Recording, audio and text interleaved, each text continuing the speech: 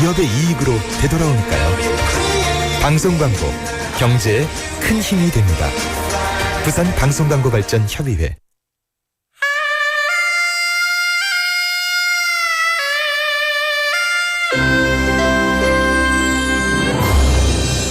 The time is now 7 o'clock.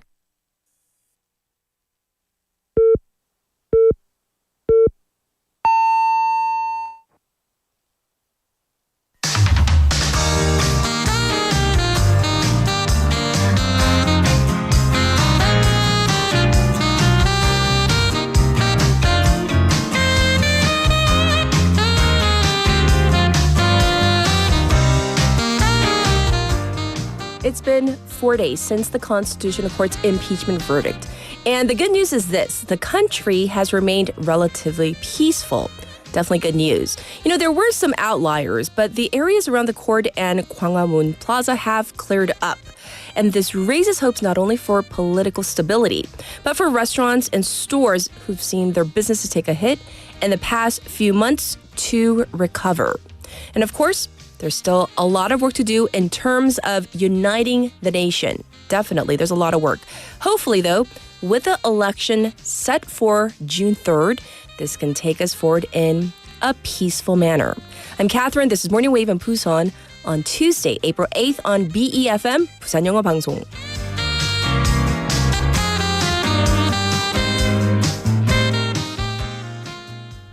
Good morning, Wavers. I hope you're all doing well.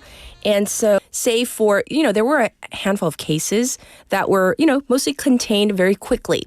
Pundits credited the stringent police response and preparation, as well as parties quickly accepting the verdict too. However, there are seeds of discontent still there.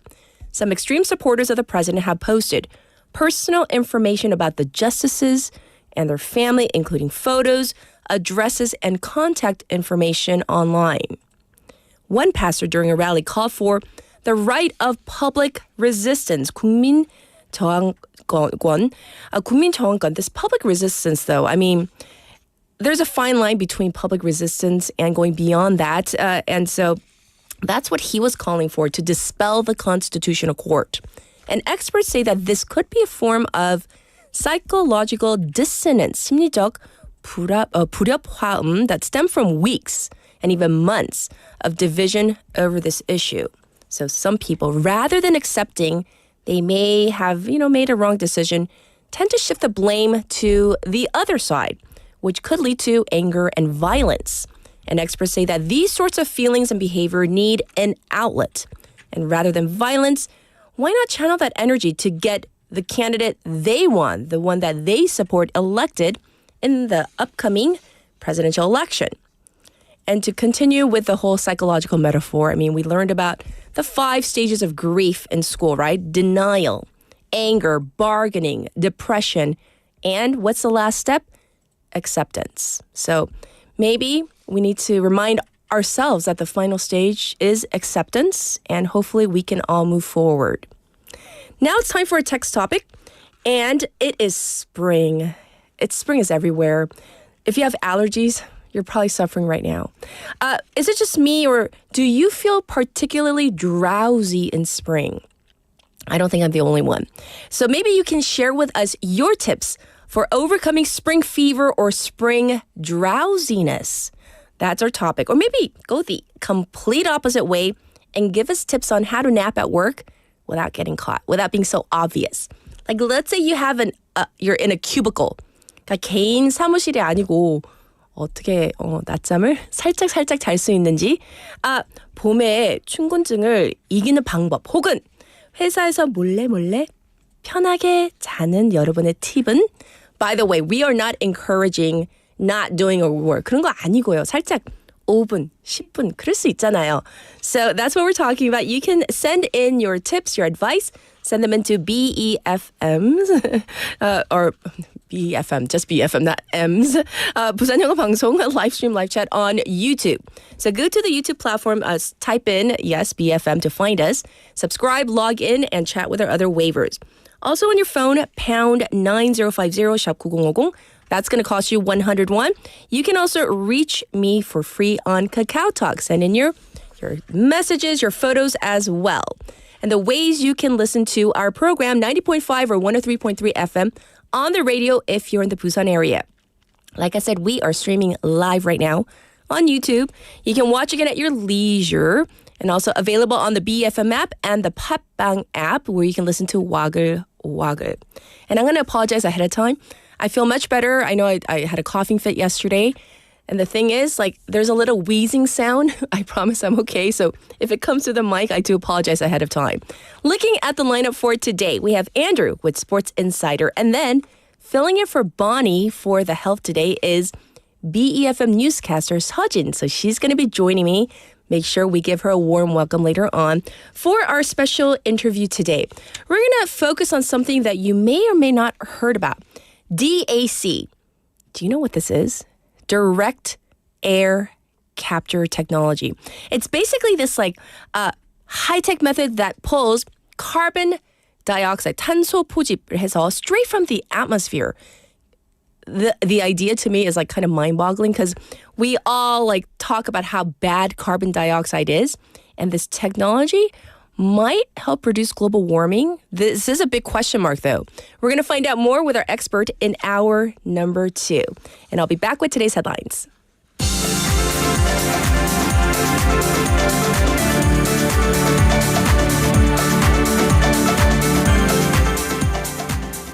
It's now 7:06. These are today's headlines. Government sets presidential election for June 3rd.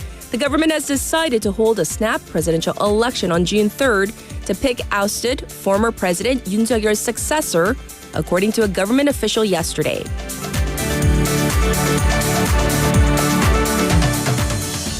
Seoul shares nosedive over 5.5% from panic selling. South Korean stocks nosedived more than 5.5% yesterday, extending their losing streak to a 4th consecutive day as investors panicked over an escalating global trade war triggered by U.S. reciprocal tariffs.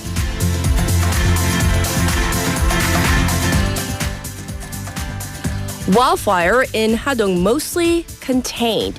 Firefighters battled to contain a wildfire in Hadong-gun County yesterday, putting out 99% of the fires overnight as residents in several villages were advised to evacuate to safe locations.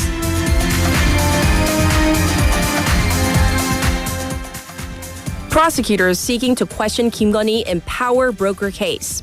Prosecutors investigating allegations of election nomination meddling and poll rigging by self-proclaimed power broker Myung Tae-gyun are reportedly seeking to set a date to question former First Lady Kim Gun-hee.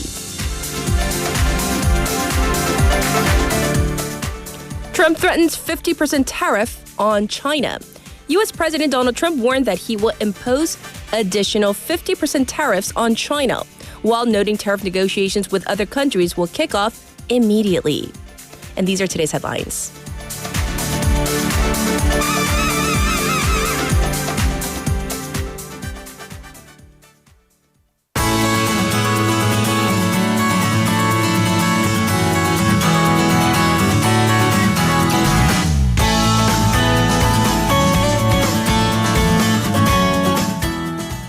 It's time for Busan Updates. We have Sue in the studio. Good morning. Good morning. How are you? I'm good. Yay. I love how springy you are. It's psychological. It's like I'm feeling not so great, so I went the opposite way, trying to appear spring-like, hoping that I'll feel better and Right. make our listeners feel better as well. So Yeah. that's the kind of the goal. But thank you. Hey, so for a text topic, we're talking about whether it's spring fever, spring drowsiness, or taking power naps.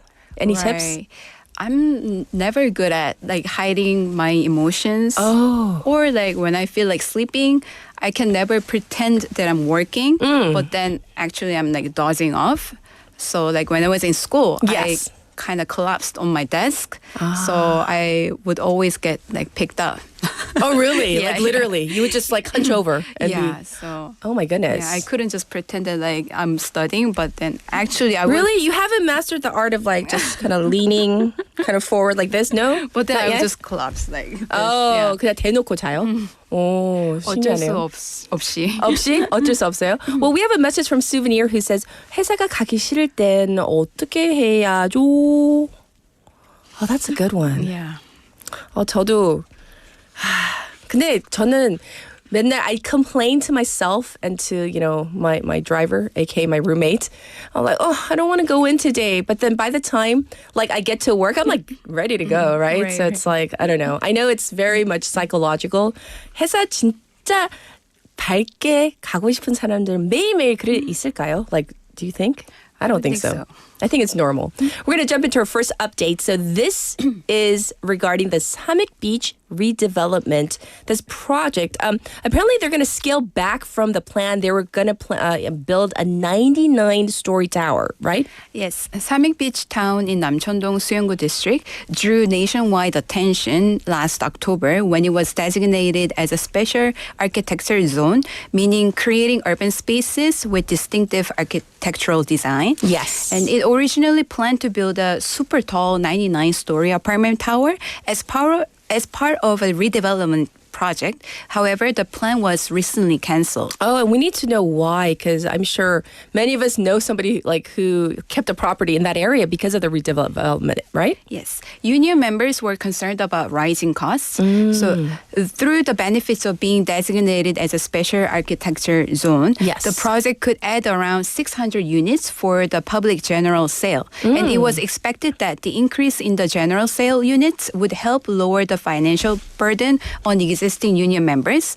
However, it turned out that the estimated amount that each member has to pay actually increased. For example, the estimated cost for an 84 square meter unit went up to nearly 909 million won compared to about 795 million won under the original plan. And that's like at least 100 million won Iraq difference. That's a big difference, right? Yes. Yes. And what's another reason? The construction cost for landmark scale building is much higher. Also, the city and redevelopment union couldn't agree on how much to relax building rules like height and density limits. In addition, the construction period would also be extended by about 20 months. And residents are not going to be happy with that. Right. And as a result, the union decided to go back to its original plan, which is building 60-story apartments without the special zoning. And the union now plans to move forward quickly with this adjusted project.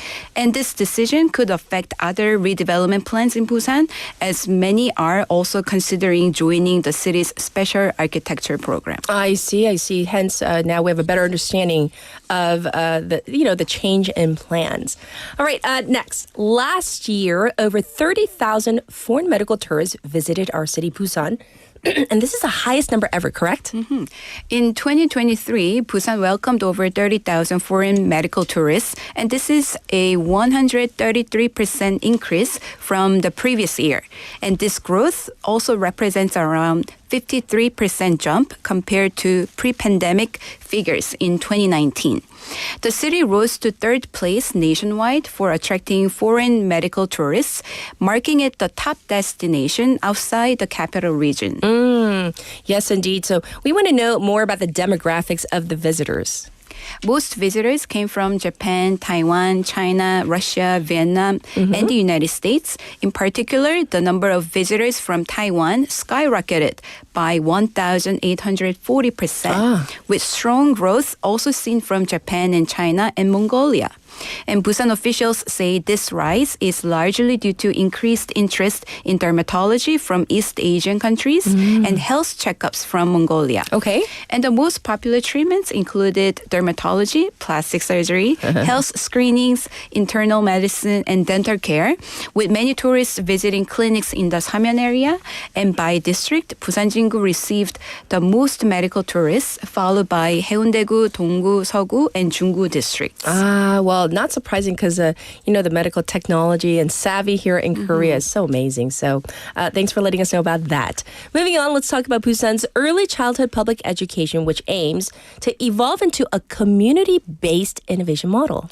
Yes, with the newly elected superintendent and the Busan Metropolitan Office of Education is moving into the second year of its project to improve early childhood education and care with a strong focus on local needs and collaboration. Right. And there are two key programs. One is BTS. Not that BTS. Not that one. Yeah, what does it mean? Busan Theme System. Okay. And another one is HUG, Human Digital. So they are at the center of the effort. Got it. So for the BTS curriculum, it builds on the unique characteristics of Busan in each kindergarten. Last year's themes included digital learning, nature, and character education. And this year, the program will grow to include topics like sustainability, multicultural awareness, and health and safety, and all based on the updated NURI curriculum. Yes. And so, you told us about the BTS, but what about the other one, the human digital, I guess you call it the HUG system? What is this? It's all about teamwork between kindergartens and daycare centers. Okay. In its first year, it focused on building partnerships. Now it's expanding. 8 kindergartens will be selected to work with nearby daycare centers to share outdoor play areas and offer joint weekend after-school care.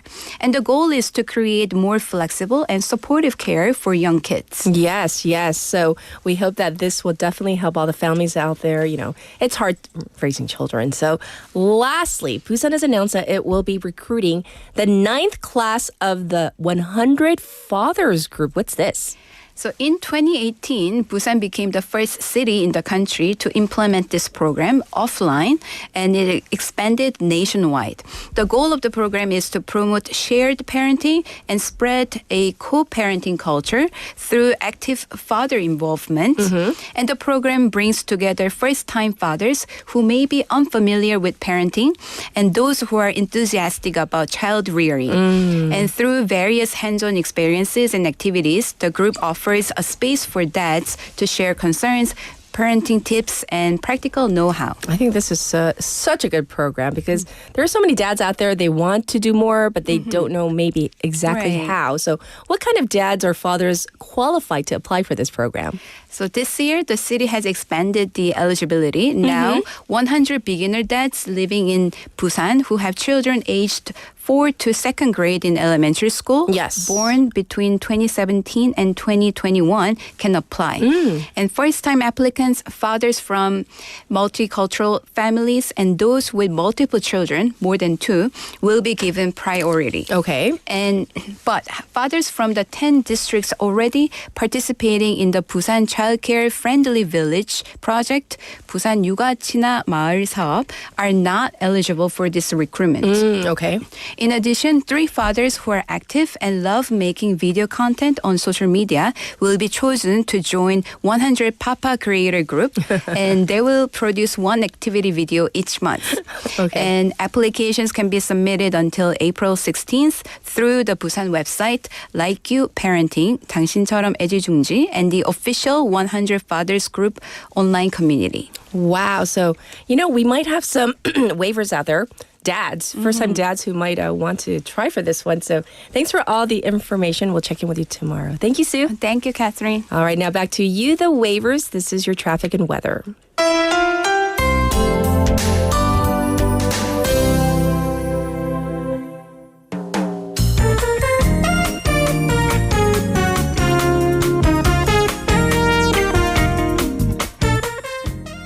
It's time for your traffic report. It looks quite busy on the roads right now. There's an accident on 가락대로 from the horse racing park, the 경마공원, to 가락 ramp, right before the ramp involving a car and 2 cargo trucks across multiple lanes. So if you can, try to take a detour, avoid this area. There's also congestion on the 동서 overpass from Pumnikor ramp to the old Kegum tollgate. Traffic building on Baegang Gwanmun from Baegang Tunnel Ogi intersection to the tunnel itself. Likewise, it's looking slow on Chungnyeoldaero from Minam intersection to Manduk Tunnel number 2. and looking slow on the Gwangan Bridge, the top portion going towards Daeyeon-dong. And for the weather, it's currently 13 degrees Celsius in Busan under clear skies. It's going to warm up to 20 degrees today. Across the nation, strong winds are due with dry air across the Gyeongsang region. So we need to once again be aware of fire risks. This was your traffic and weather.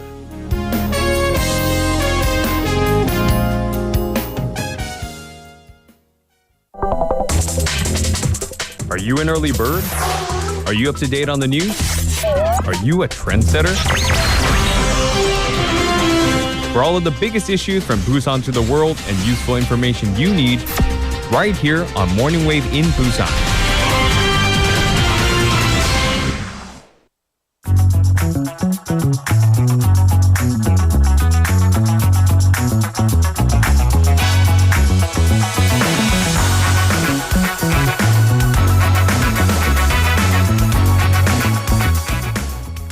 It's time for News Digest. We have Haley in the studio. Good morning. Good morning. Oh, I just realized, like you and Sue, it was kind of like the opposite Are we the colors. opposite? Opposite sisters. Not twinning sisters. Not twin, but opposite sisters. The colors. The the reverse color scheme, sisters. Yes. Oh, I like all these nicknames that we're giving to ourselves. But hey, for our text topic, before we get into News Digest, anything with like spring fever, spring drowsiness. And I don't try to overcome the drowsiness. I just succumb to it. you just say, take me away. Let it take me. And I am a master pro? at sleeping at work. So how do you do? Yeah, so how do you do it? I mean, okay, well, number one, I'm a freelancer. So, I mean, yes, I have a little nunchi, but not really because I just did my job. So it's my off time. Right. Can I show you? You put two chairs together. Okay, hold on, because our producer's going to get the camera You ready. put two chairs together, and I'm just going to move my microphone and lie down. Lie down. 진짜요? Like such. 예. 예. 누우시면 됩니다. 누우시면 돼요. 기신 분들은 의자 3개 붙이시고요. I mean, if you're longer, I suppose. I 3 just do the chairs are simple, like, necessary. legs up. But for me, my head needs to be resting. Oh, really? Yeah. Yeah, it needs to be on something. So I Something. just lie down. 두 개만 필요하군요. 아유, 2개면 충분하죠. Okay, we're gonna. 2 is plenty. I have a message from. We have a message from 조현철님 who says, 저는 점심 때 밥 빨리 먹고 잠시 자요. Exactly. Let it wash over you. My thing, I think I've said it before. 저는 연구실 가서 항상 문을 잠그고 불을 꺼놔요. And then on the door it has There's a like a little thing. status It's report. always like I'm off campus. I'm not off campus. Your soul is. Yeah, your my soul is. consciousness, your soul. So I sometimes forego. I have a mini lunch like 현철님, and then like I take a power nap. Sleeping is much more conducive than eating. Power naps are naps are the crucial. best, And then my best. tip, have a little bit of coffee before, and then by the time you are awake from the power nap, the caffeine has already kind of worked its system, so you're more alert. Somebody wants to know 못 깨어난 적 없나요? That's what an alarm is for, PD님. Yes. PD님, 그래서 알람을 설치해야죠. So I don't go longer than 20 minutes because that's not a nap. Then you're sleeping. Right. And then you don't feel That refreshed. cycle, the REM cycle, one full REM cycle. 그래서 그거를 20분 넘으면 일어나기 너무 힘들어요. 그러면 진짜 수업 가기 싫어요. Right. 그러면 애들한테 짜증내요. So, 그러면 안 되니까 웃으면서. Okay. Wow. We're going to jump into our news. With former President Yoon Suk-yeol ousted from office, parties are now jumping into election mode. Right, so parties are diving, or they already dove headfirst into presidential election mode. 2 major questions right now. Yes. When and who?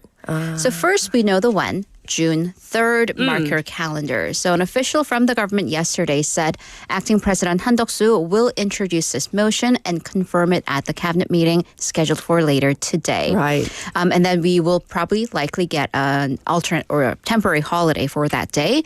So this June 3rd date, it is the last day in the 60-day window the Constitution gives to choose the next president in a snap election. So this is to make sure that the constituents, so us, we have plenty of time to make our decision while giving the government and the election commission enough time to prepare because Yes. this is a huge endeavor.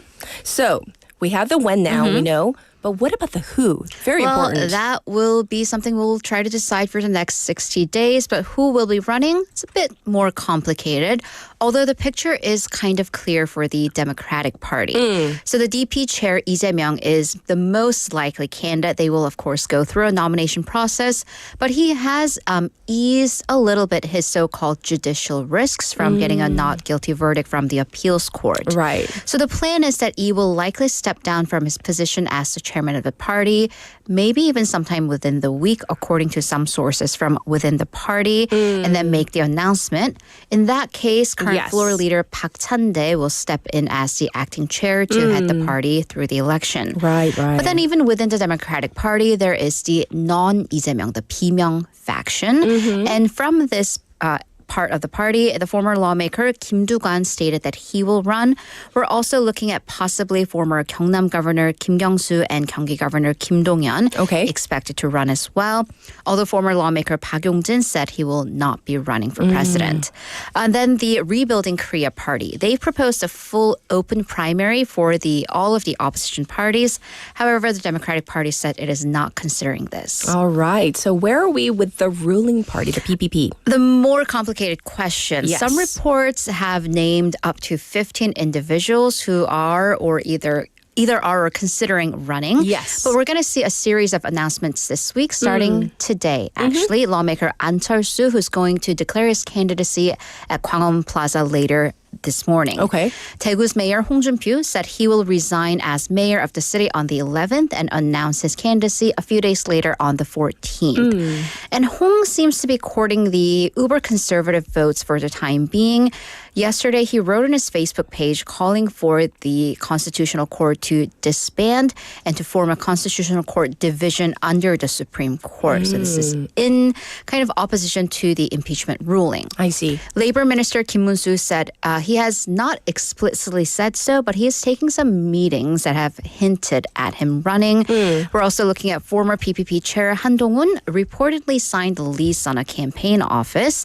Other names being mentioned include Seoul's Mayor Oh Se-hun as well. The PPP is in the process of launching its election committee to start discussions on party primaries, and yesterday named Hwang Woo-yeol, who has served as an emergency interim leader before, to head its election committee. Right. So a little murky for the ruling party for now. Of course, we're going to report on this for the next several weeks.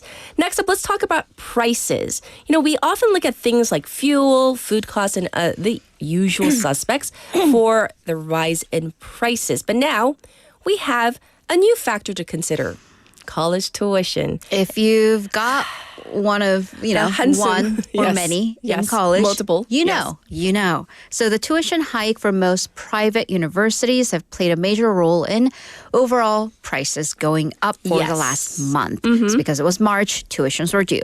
So the government had been using its government scholarship stipends as kind of a way to keep universities from raising their tuition. Sure. And because tuition freeze is a precondition for the schools to get the government funding. However, the proverbial dam broke this year, year 17 of this program.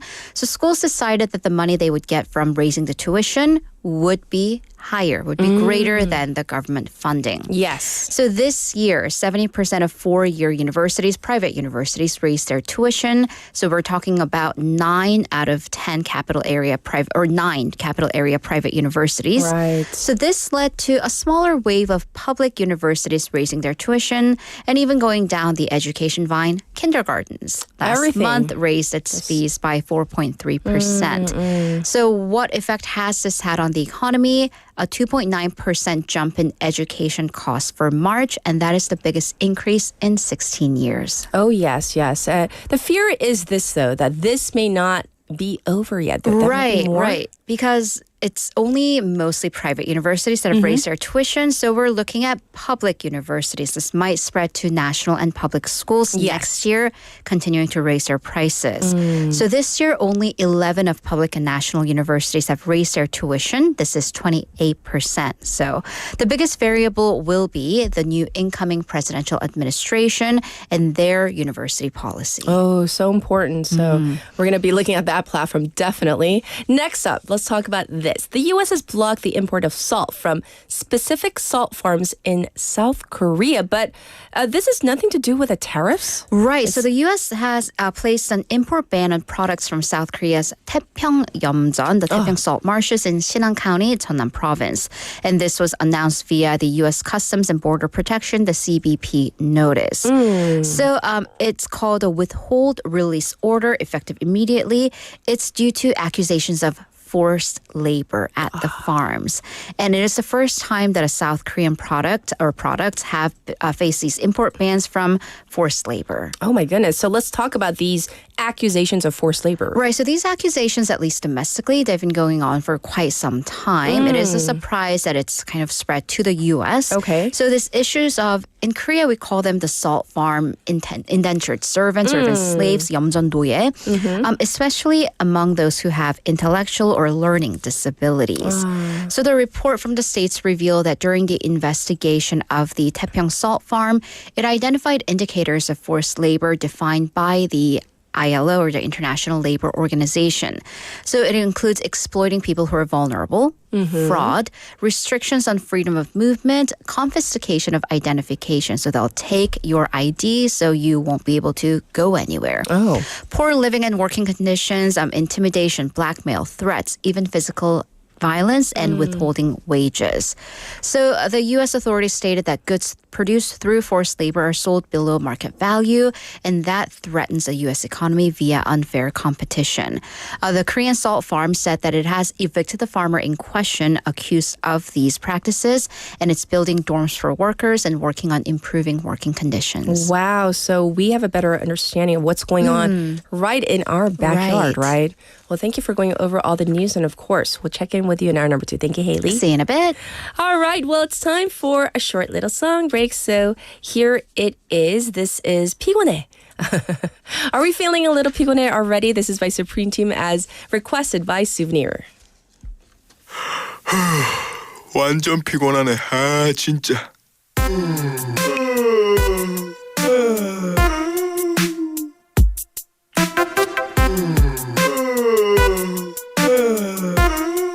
아이고 모두가 하품해 다 짠 듯이 지하철 공짜 뉴스페이퍼 뒤로 피로를 감추지 졸다가 앞 사람에게 인사를 해 깍듯이 불안한 포즈로 잤더니 뒷목이 꽤 아프지 새벽에 급하게 끝낸 과제가 지금 내게 독이 돼서 상태가 완전 메롱이야 계속 해롱해롱대 찡그리고 눈을 감으면 또 괴롭네 아침에 요란하게 날 깨운 엄마가 미워 아유 저거 아빠 닮았어 엄마 입을 치워 나 잔소리 듣기 싫어 밥도 한두 숟갈 퍼먹고 뛰쳐나왔더니 배도 무지 고파 돈이 잔뜩 내게 울리는 알람 들리지 않아 I just wanna sleep now 돈이 잔뜩 나를 깨우는 엄마 보채지 좀 마 I just wanna sleep now 피곤해 피곤해 오늘은 너무너무 피곤해 피곤해 피곤해 오늘은 너무너무 피곤해 언제 일어났지 내가 어젯밤엔 홧김에 다 팽개치고 잤지 내 삶 돌아가는 꼬라지에 내가 화가 나나 봐봐 눈빛이 너무 시커매 진짜 인생이란 게 간단한 게 아니었네 전쟁 같은 세상살이에 나만 휴전 중 20대 도전의식은 10대 때 이미 죽었고 별이 빛나는 밤에만 눈 떠 I love 방과후 해 뜨면 자 니코틴 카페인 알코올 가득한 내 몸 알코올 웃기고 앉아 나 얼마나 둬봐 몰라. 나야 퍼마시게 어휴 막 손이 드드드드 떨린다 이토록 난 사랑도 못 받는 가축 세상 밖도 자주 안 나가봤는데 자꾸 압박해 아주 뭐 장난하냐 잘나신 아들내미 얼른 좀 일어났어 이 자식 안 일나나 어디서 깔롱지기게 누워있어 야 이 소상아 돈 벌어와도 시원치 않을 판에 어휴 도야 널 보면 마 내 손이 깨랑깨랑 가슴이 마 사쿤사쿤한 게 오늘 마 항마 빠머리 한 대 촉촉하게 맞고 주승사자랑 하이파이브해야 정신을 차리게 돈이 잔뜩 내게 울리는 알람 들리지 않아 I just wanna sleep now 돈이 잔뜩 나를 깨우는 엄마 보채지 좀 마 I just wanna sleep now 피곤해 피곤해 오늘은 너무너무 피곤해 피곤해 피곤해 오늘은 너무너무 피곤해 라라라 시끄럽다 엄마 새벽에 깨뜨려 가야 된다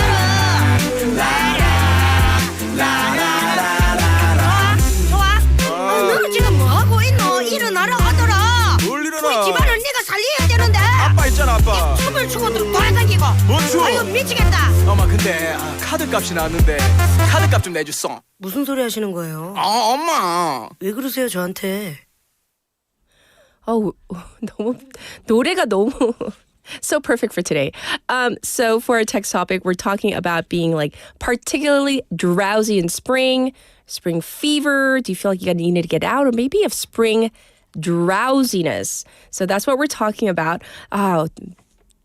The responses. 이제 갑니다. Souvenir says this. 저는 밥 먹고 조금 걷고 옵니다. 여전에는 밥 먹고 잤는데 오히려 조금 걸으니 잠이 깨서 가볍게 20분 정도 걷고 옵니다. 그래도 너무 피곤해서 잠 올 때는 화장실 변기에서 전 적이 있습니다. Oh no, on the toilet. 하지만 they have a follow-up. 변기에서 졸면 다리 저려요. 얼마 동안 졸면 다리가 절 정도면 5분 정도는 아니고 조금 오래 졸고 오나요? 근데 다른 분이 화장실 쓰면 when people come into the restroom like flushing 그거 뭐 물 내리고 할 때 깨지 않나요? I'm very curious. I've never tried, taking a nap in a restroom stall. 너무 좋은 아이디어인 것 같아요. 진리님 says this. 고등학생 얘기 들어봤을 때 헬리님처럼 그냥 잔다더라고요. 저는 꿈에도 생각 못함.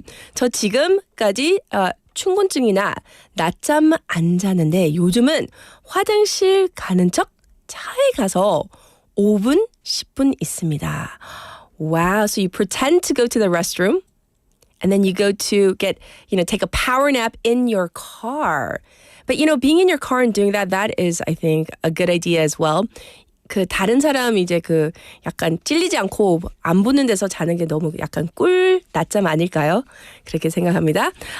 Let's do one more for now. 고수님 says, 여름에 비상구 계단에 박스 깔고 자면 짱 좋아요. 계단에 너무 춥지 않나? 다만 청소 이모님 비켜드려야 합니다. 정말 진짜 그랬어요? That's like pretty amazing. He says he slept in an emergency stairwell and he uses boxes as cushion, like cardboard boxes. The only bad thing is he has to move when the cleaning crew comes in. Wow, you guys are so inventive. 오늘 또 제가 한번 배우고 갑니다. Let's get into Cat's Pick for today.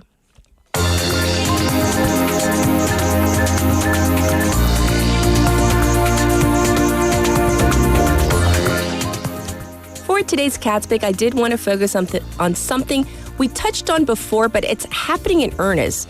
I'm talking about this crackdown on foreign students in the United States. And I know that, if you have family members abroad, that this may be, of course, of interest to you. This is a clip from ABC News. The Trump administration is revoking visas for some international students at colleges and universities across the country. One of those possibly affected is a Duke University freshman from South Sudan and a star of this season's March Madness tournament. Some students have been targeted over pro-Palestinian activism, but for others, it's unclear. Tonight, international students at colleges and universities around the country reeling. The federal government revoking a number of visas with little to no warning. Schools in Massachusetts, Ohio, Kentucky, Minnesota, Colorado, among those nationwide announcing yanked visas. And in California, schools including Stanford, Berkeley, and UCLA saying some of their students are also affected. It's very jarring to see, and I feel like it's very, very scary. My parents were international students from Jamaica when they went to college, so I feel like it's very close to me. Does that concern you for your classmates? Yeah, I think it's very, very concerning. Secretary of State Marco Rubio also announcing yesterday, I am taking actions to revoke all visas held by South Sudanese passport holders effective immediately. alleging South Sudan hasn't been taking back their own citizens in a timely manner. The measure possibly affecting Duke University basketball player Kaman Malach, a freshman from South Sudan and a star of this season's March Madness tournament. The terminated visas a part of what appears to be mass cancellations by the federal government. These incidents coming as the Trump administration alleges violations by some students holding visas or green cards. Some students even detained, including a Tufts Fulbright scholar. Federal agents claiming her visa was revoked and the DOJ accusing her of supporting Hamas after co-authoring a pro-Palestinian op-ed for her student newspaper. And Mahmoud Khalil also detained after his green card was revoked. The Columbia University graduate, a prominent pro-Palestinian protester on campus. Attorneys for both have said their detentions are unlawful and are calling for their release. This follows that executive order from President Trump in January where he revoked student visas for students who participated in pro-Palestinian protests, including some of those protests we saw right here in UCLA last spring. So as you heard in that clip, the rules or the reasons why some students their visas are being revoked, not clear yet. As for others, Trump did say from the get-go that for the pro-Palestinian protesters, if you're a student, that your visa might get revoked. As for some of the handful of other cases where it's kind of unclear, we're keeping tabs on what's happening, but still very unsure of this happening right now, of how you can get your visa revoked. Anyhow, this was Cat's Pick for today.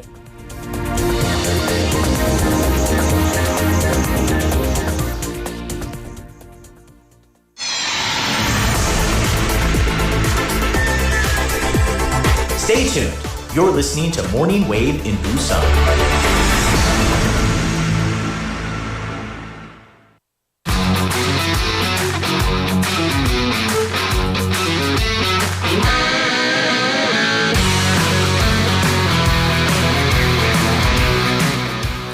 It's time for Sports Insider. Andrew's here. What's going on? How are you? Fantastic. Yay. So for a text topic, before we jump into some sports, we're talking about spring fever, spring drowsiness. Do you have any of that? I think that drowsiness and fever go together, don't they? Like if you have a fever, you might be drowsy. Or if you have allergies, right? Yeah, exactly. I'm probably the former. I'm somebody who I need to get out of the house. Right.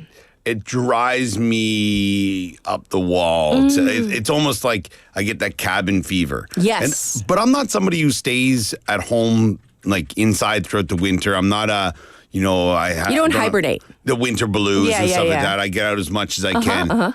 But the moment I'm able to wear shorts outside, it's a game changer. And you tend to wear shorts for as long as possible, right? 100%. Like, you're going to extend that summer as much as you can. It's late October. Easy. Yes. Not a problem, especially here in Busan. Yes. Well, thank you for sharing. Yeah, definitely. We got to get into some sports. What's going on? Well, we're going to start things off with a story, kind of an update to a story we've been following for months now, it seems like. And that was whether Alex Ovechkin of the Washington Capitals would break Wayne Gretzky's all-time scoring record at 894 goals. Yes. Well, what has been coined the Great Chase, it is now over. Let's get to a clip here from Sportsnet in Canada. They're going to try to force it to him if he's open. Here is Ovechkin. Shoots! He scores! He scores! Number 895! Alex Ovechkin has done it. He surpasses the great one, Wayne Gretzky, with career goal number 895. Does he have like a moniker? Because it's like I don't even follow, hockey. Everybody knows Wayne Gretzky, right? Yeah. The great one. The great one. Yes. So Ovi. Ovi is just, everyone just calls him Ovi. Okay. Or his is like the Great 8. Because his number is 8. Or Alexander the Great. He is Russian as well. So, that kind of plays with it as well. So Alexander Ovechkin, or Alex Ovechkin, or Ovi, whatever you want to call him, has officially etched his name atop NHL history, surpassing Wayne Gretzky to become the league's all-time leading goal scorer with his 895th career goal. Now, it was really funny because they played on Friday nights. Yeah, Friday nights, Saturday morning here in Korea. So I was watching that game against, they were playing the Chicago Blackhawks, and he had 2 goals. And we were like, he needs one more. Yeah. So he tied it. And this was at home, at home ice in Washington. So at least he got to share some of it with the Capitals fans. And then there was Sunday on Long Island against the New York Islanders. And I was like, okay, I'm going to get up early and watch this game.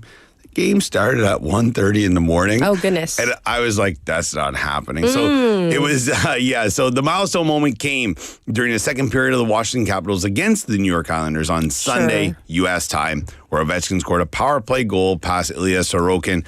And I think over 300 of his nearly 900 goals have come from the same spot. Oh, really? On the left side of the net in the circle. And they're always one-timers. For our listeners who don't know, a one-timer means you don't stop the puck and you just shoot it. I see. And this here was one of those goals. Oh, really? And he could have actually gone on the ice in the game prior. And because the other team was down by 1 goal, so they had pulled their goalie, so it was an empty net. And he said he didn't want to. He wanted it to be a legit goal. Right. And then he also scored on a fellow Russian, which is kind of funny. And then they had a big kind of thing afterwards. But, the game stopped for, I think it was almost 18 or 19 minutes to do a big presentation. The players had a big picture. That's huge. It was massive. It was really massive. I remember when Gretzky broke Gordie Howe's record. This was way back when. I mean, I guess I didn't really understand, how big it was then until you look back on it now and he scored so many goals. But yeah, and the thing is that Ovechkin, he's not done. He's still got at least another year in him. Okay. So he'll probably hit 900, but we'll see. But yeah, so the great 8, he's 39 years old to score over 40 goals at that age. People are just like, what is going on? I mean, age is just a number for some people. There you go. For some people. Yeah. Yes. So there were some people trying to compare him to other sports players out there, like to LeBron, to other things. And I just feel that there's some things in some sports, they don't transfer. And I think like apples and oranges, why are we even comparing? You know? Ice hockey is ice hockey. Basketball is basketball. Yeah, exactly. Right. Well, speaking of basketball, perfect segue. Yes. We got to get everyone their update. What's going on? Yeah, so the 2025 NCAA Men's Basketball Final Four. Now, that is a mouthful. Delivered unforgettable drama as Florida and Houston advance to the championship game, which gets underway. Looking at the clock here now, I believe it's 8:50 p.m. Eastern in the U.S. So that is 9:50 a.m. here in Busan, all right, or in Korea. So, it's, I don't know. We'll see what's going to happen. But the semifinal games, the Final Four, was unbelievable. So Florida defeated Auburn in a tightly contested matchup, winning 79-73. And then Houston had a massive comeback against Duke. And you were just talking about one of the Duke players because of the whole visa issues going on, right? Erasing a 14-point deficit to win 70-65.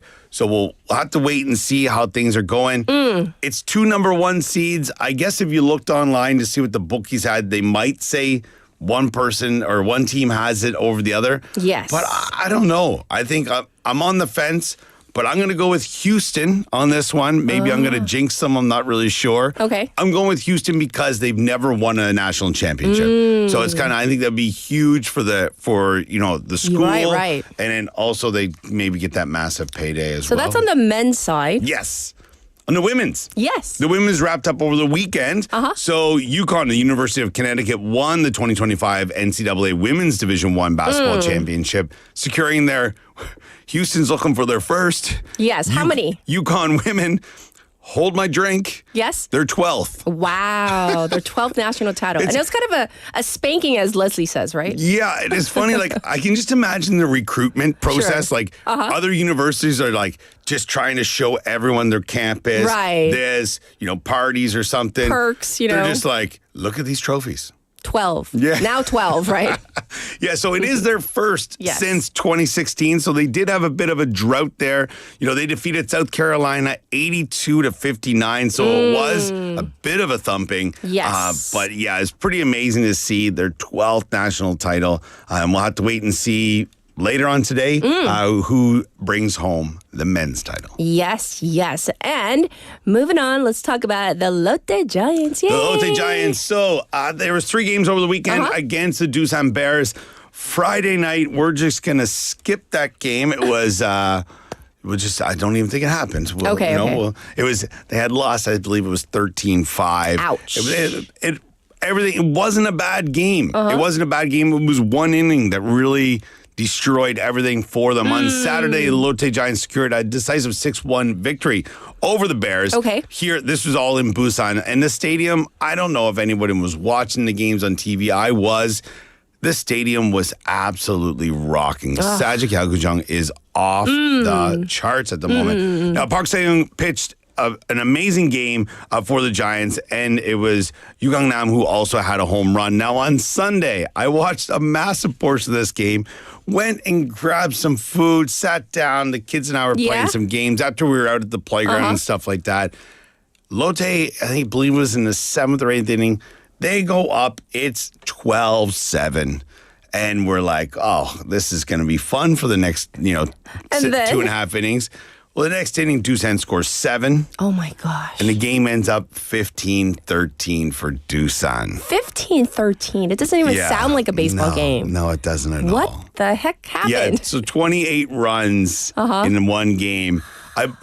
If anything, at least it was entertaining for the fans who went out to the games because, sometimes if you go and it's like 2-1. Right. You're like, I just sat you here want more for 4 action. hours? Come Yes. on now. You know what I mean? But if you miss the games on a weekend, don't worry. You have your chance this weekend. So the Giants are here in Busan for a 6-game homestead. The Kia Tigers are at Sajik for the midweek games. All games start at 6:30.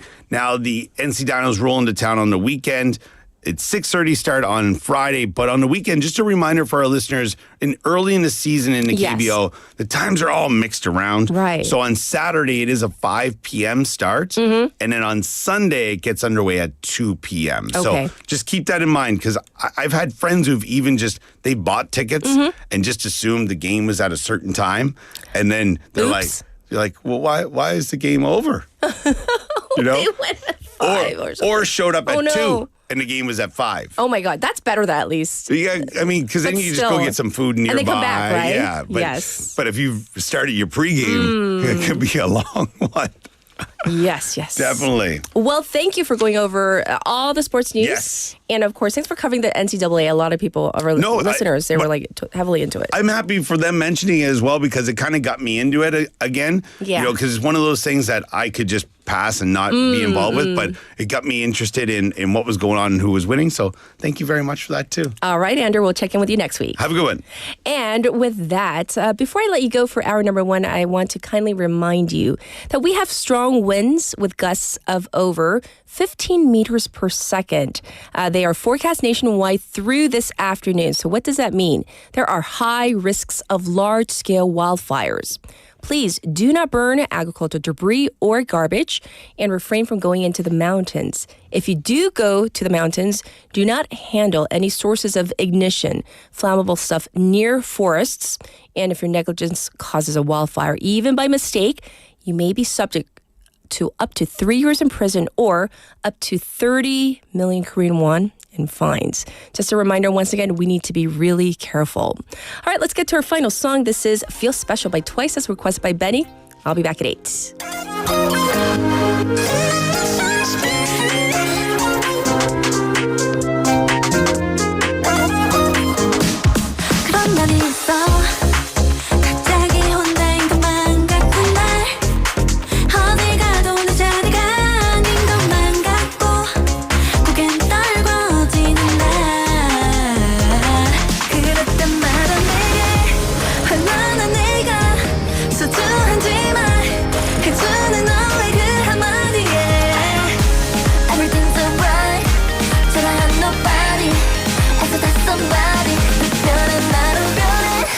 You make me feel special.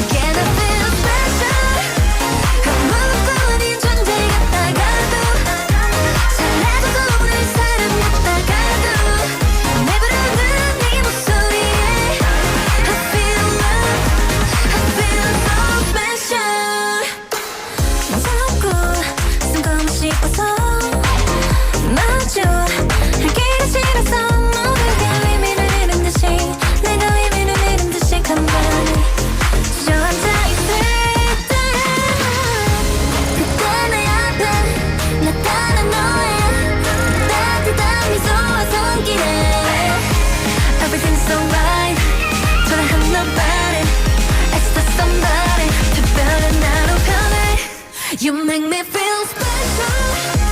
세상에 아무리 날 주저앉혀도 아프고 아픈 말들이 날 찔러도 네가 있어 난 다시 웃어.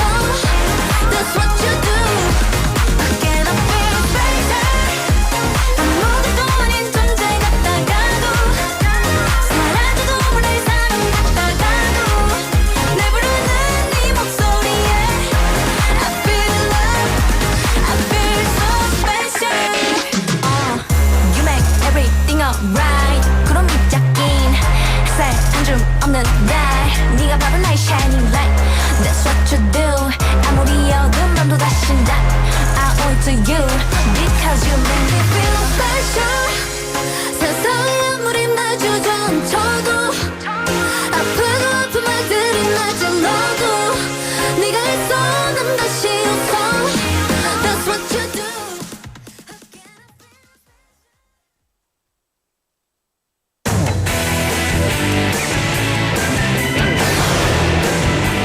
Your bridge to the world.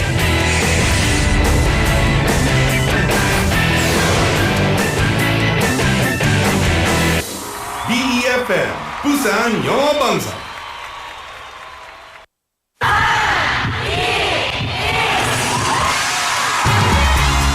부산의 축제 어디까지 즐겨볼까?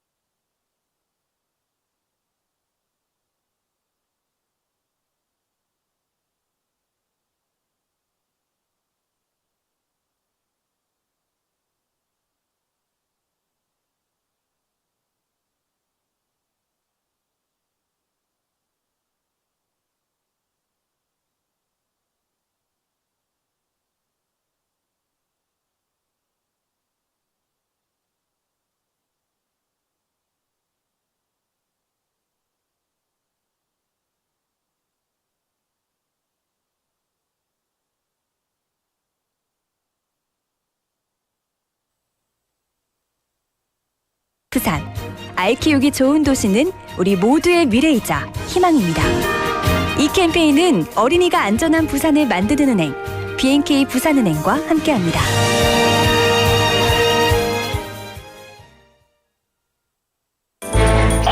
Did you know that an average person in South Korea uses more than 10 kilograms of disposable products a year? While convenient, it does weigh heavily on the environment as they take up to 500 years to break down. Here is how we can cut down on disposable products. First, use tumblers and mugs instead of plastic or paper cups.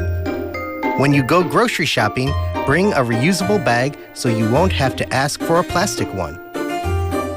At home, instead of reaching for single-use paper towels or wet wipes, use rags and towels. These small steps for the environment can have a big impact on planet Earth. This campaign was brought to you by BEFM Busan 영어방송.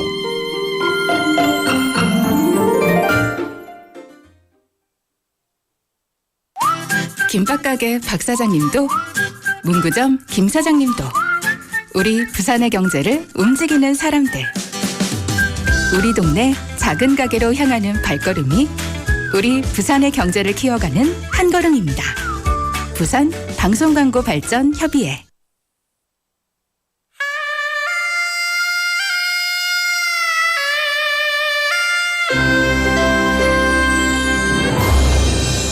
The time is now 8 o'clock.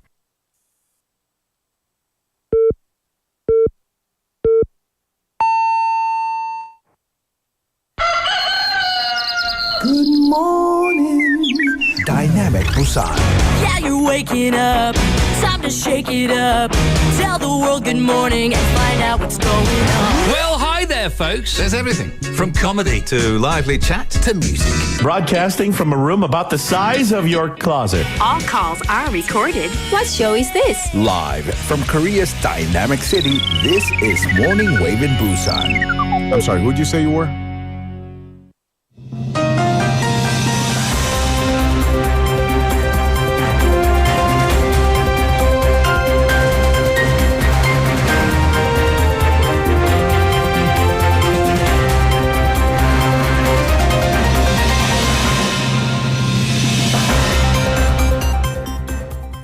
It is now 8 o'clock. This is News Highlights. Government sets presidential election for June 3rd.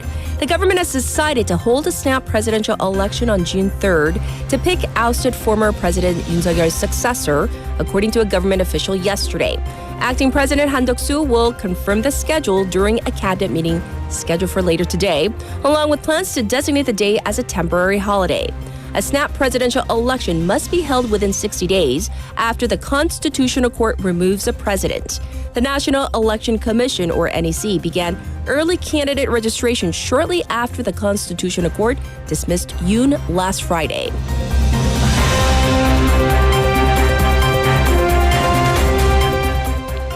Seoul shares nosedive over 5.5% on from panic selling.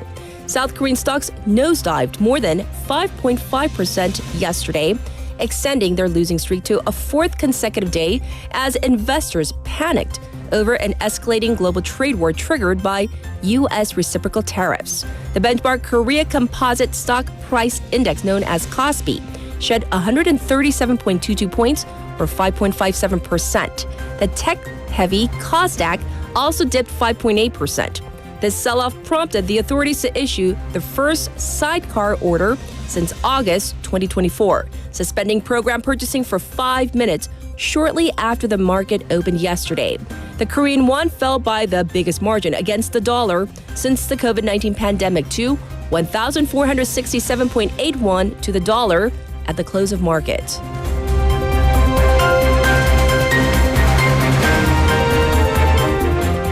Hadong wildfire mostly contained. Firefighters battled to contain a wildfire in Hadong-gun County yesterday, putting out 99% of the fires overnight as residents in several villages were advised to evacuate to safe locations.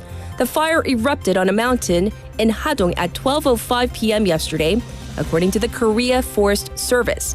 A man in his 70s was taken to a hospital for burns. He is suspected of having started the fire while working with a turf cutter. The Korea Forest Service mobilized 36 firefighting helicopters, but had to pull the helicopters out after sunset last night. The fire has affected 66 hectares of land as of last night.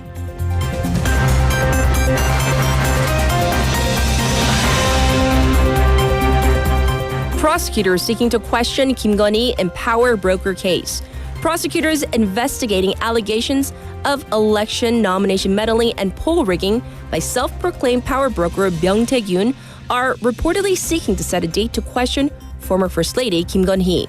According to the judicial community yesterday, the Seoul Central District Prosecutor's Office notified the former First Lady of plans to question her over the allegations before the Constitutional Court announced its verdict on former President Yoon Suk-yeol's impeachment. A complaint has been filed against the former First Lady on charges of violating the Public Official Election Act on whether she intervened in the People Power Party or PPP's candidacy nominations ahead of the 2022 by-elections.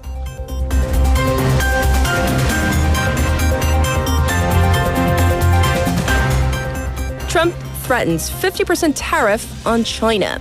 U.S. President Donald Trump warned that he will impose additional 50% tariffs on China if Beijing does not withdraw its retaliatory 34% tariffs against the United States, while noting tariff negotiations with other countries will kick off immediately.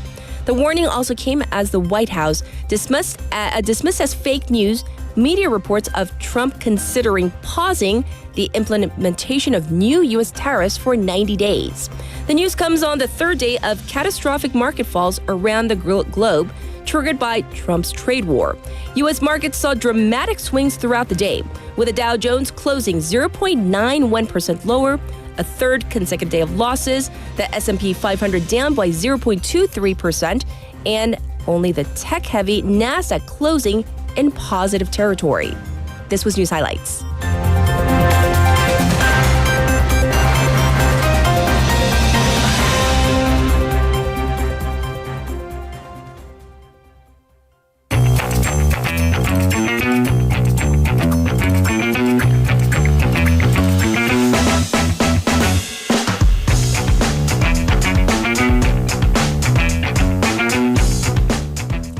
It's time for Waga. Haley's back. I'm irritated. Why are you irritated? Because they won't let me dance. Or they're even cutting off they to my left and to my right.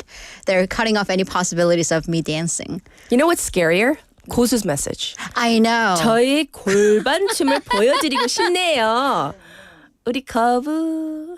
But then I'm like, by comparison, Yes. will I appear to be a better dancer? Oh. Then, please, by all means. Should we have a dance-off? We On our shall. last day of broadcasting. 우리 피디님 하면 안 돼요? Dance-off. Before we retire? 고수 versus Haley. We want to okay. see. We want to Okay. see. Yes. So, 진리님 says, 캣님, 청개의 옥 구슬이 춤추는 듯한 목소리 들으면 오던 잠이 확 달아나요. 진리님 오늘 왜 이러세요 저한테 막 꽃이라고도 부르고. 갑자기 목소리가 나이스해졌는데요. It was 진리님 completely 좋아요. different from when she was talking about my dancing. I don't get it. I can do it safely. not male. Yes. All right. 진리님 오늘 최고네요. 네. 목소리 달라졌나요? Okay. Now we got to get serious because South Korea's passport, 여권, often ranks near the top, right, of the number of countries it gives visa-free access to. But one index has the Korean passport far from the top. Right. So it depends on which list you're looking at. This one we're talking about today, it's from the global consulting firm Noma드캐피탈리스트 2025 passport list, which listed South Korea in number 39. 39? 39. So when we usually talk about the passport index, we are looking at the Henley and Partners, a British firm, which measures purely how many countries your passport will give you access to without a visa. By the way, this year, the Henley list put South Korea tied with Japan for second place at 190 place. Singapore was first. But the Noma드캐피탈리스트 has a more comprehensive metric. So it looks at travel, taxation, international perception, dual citizenship, and freedom. So for taxation, let's go through the list point by point. Sure. The company assessed that South Korea allows citizens to relocate to avoid taxes, giving it 20 points. And by the way, this is on a 10-point scale, 10, 20, 30, 40, and so on. Right. Out of 50 or 40, depending on the category. Out of the perception category, it looks at the World Happiness Report, the Human Development Index, and other subjective factors. Out of 50 points, we scored 40, where people sometimes experience intermediate hostility. Intermediate hostility? Intermediate hostility. I mean, the news, I suppose. I guess, but you and I are so not hostile. We are so not hostile. Yes. But in terms of dual citizenship, we are allowed, or people in Korea are allowed, but with certain restriction, namely the military service. Male, yeah. And then the lowest, however, came for freedom. 30 points out of 50, ranking it intermediate freedom. Do you feel it? Or do we have intermediate freedom? Right. So a lot of different comments in the comment section about, the state of affairs that I won't get into, but hopefully, maybe we will be able to see these measures improve. Right. I mean, it's all important what we think, but also the perception from outside Korea, that's important as well. Absolutely. All right. Well, we talked about consumer prices, so depressing during News Digest because, how education fees and tuition, everything's been going up. But there is one price that's actually gone down. I need to know right now. What is it? Doesn't concern you. Why? It's alcohol. Oh, yeah.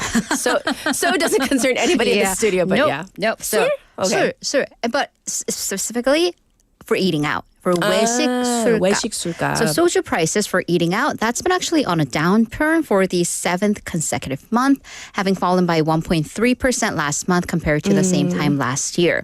Beer prices also on the downturn for fourth consecutive month, down by 0.7% last month. But this is the first time in around 20 years that we've seen restaurant alcohol prices go down.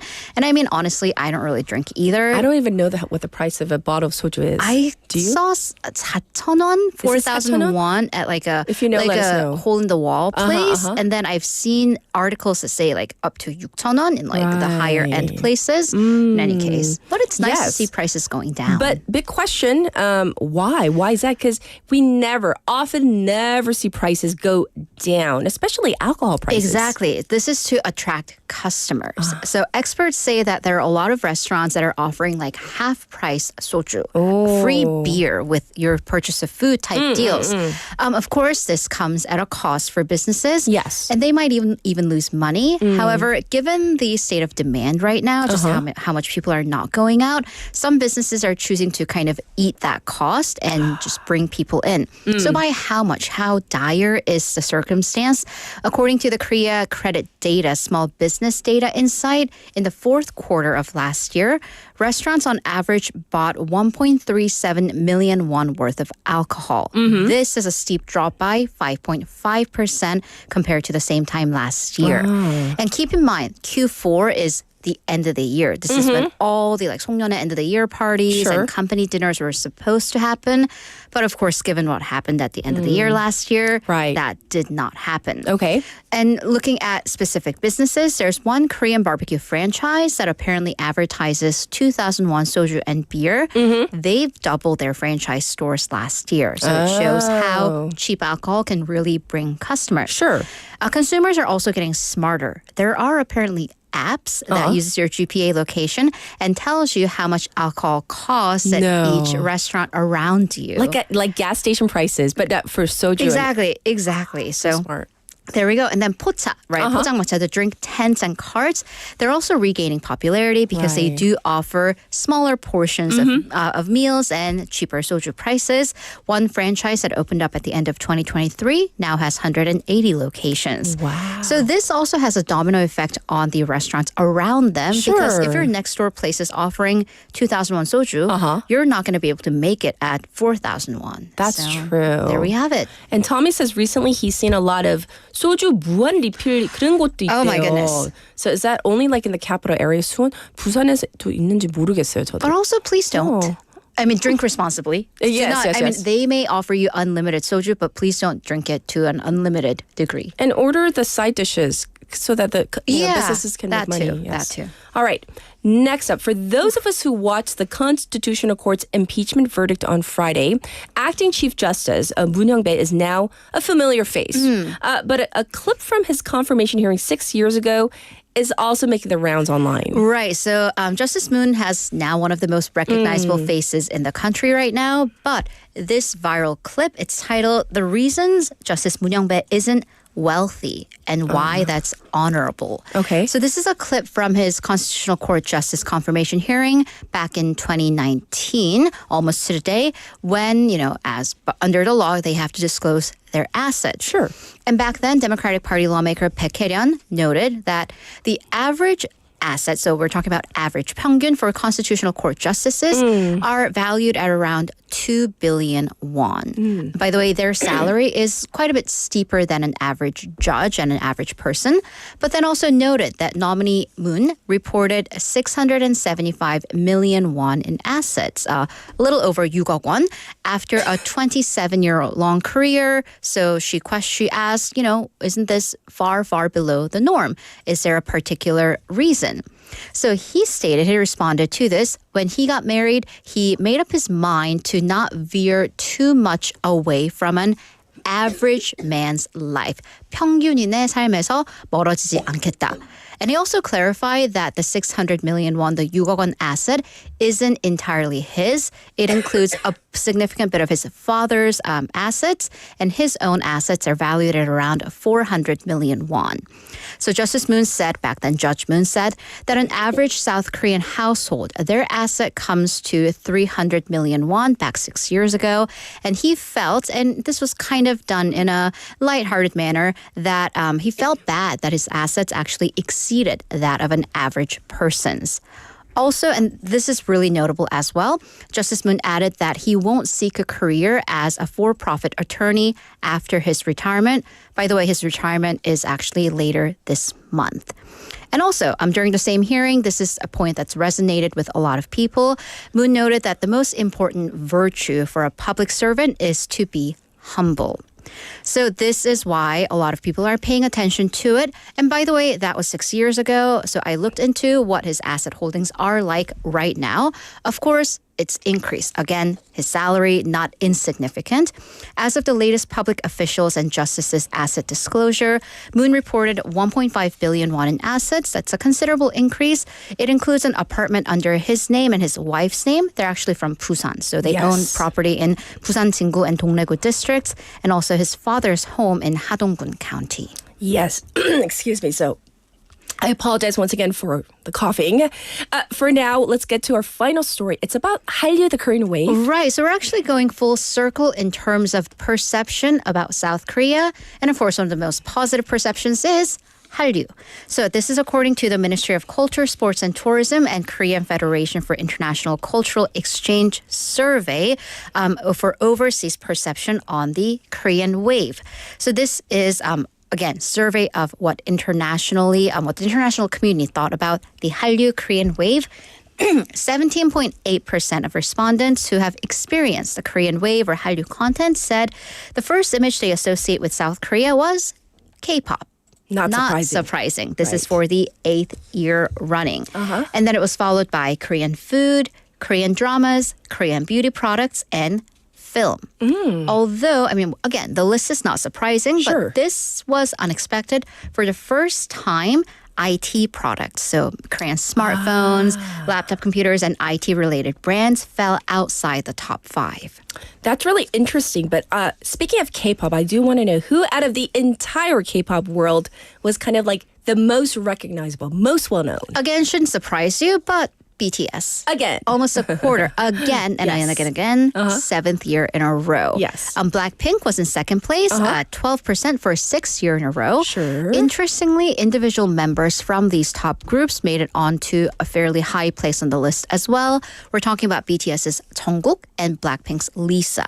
Very, very high profile, well recognized. Right. The top ranked actor was still Lee Min-ho. Still? Still. I mean, no disrespect. I'm just saying it's impressive. Again, 7th Right. year for BTS. Right. I remember almost like 8 years ago, I went to Thailand, and my local tour guide at the palace, as soon as I said, I'm from South Korea, and she said, oh, I love Lee Min-ho. So that love is continuing 8 years on. Apparently. Which is very impressive. Yes. 70% of respondents said they have positive associations and images with Korean contents, and that's up by 1.5%. But for the first time, the survey also asked about the people's image of the Korean language Hangul, and this had even above average positive associations at 75%. Nice. Particularly positive associations in Southeast Asia, talking about Philippines, Indonesia, and Thailand. And an average person surveyed consumed 14 hours of Korean contents per year, mostly drama, as well as comedy and variety shows, and even games. Above average consumption noted in the United Arab Emirates, the UAE. Also surprising.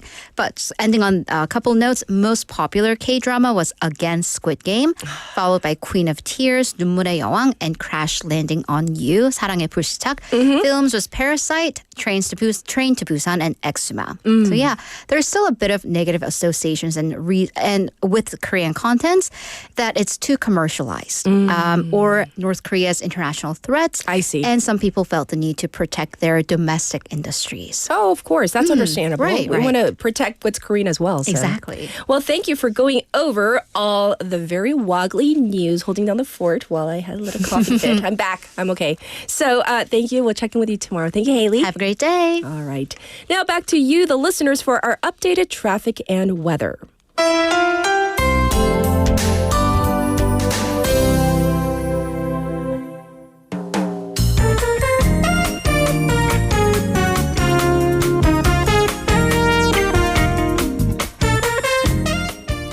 Let's check out the roads right now for your updated traffic report. There is an accident on Nakdong-Namno from Hadan to Myeongji, right before the Myeongji ramp. It looks congested on the Gwangan Bridge going towards Namcheon. That's the top part of the bridge right there. Traffic building on Hwangryongdaero from Daenam Underpass to 49th Square. Also looking slow on Chungryangdaero from Pier number 4 to Pier number 3. And lastly, congested on Gayadaero from Daegum intersection to Naengjeong Station. As for the weather, it's already 15 degrees here in Busan, clear skies. It's going to go up to 20 degrees today. Across the nation, once again, strong winds across the country with dry air in the Gyeongsang regions. So once again, I do implore you, let's be careful of any kind of fire risks. This was your traffic and weather.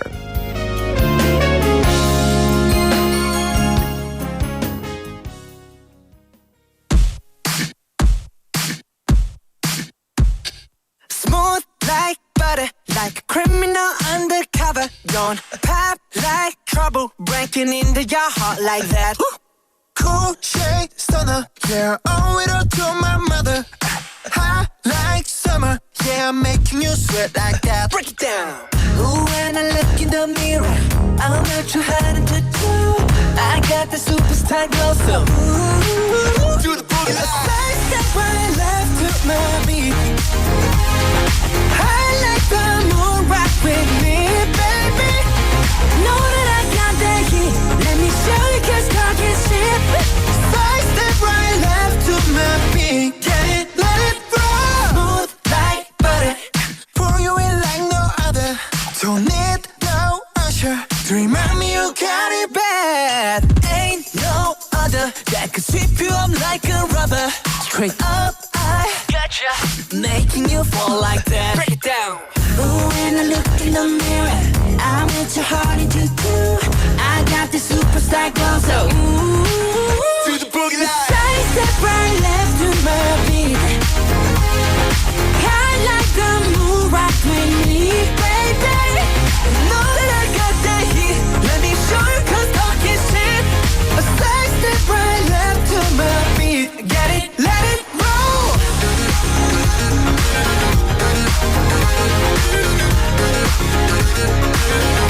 Get it, let it roll.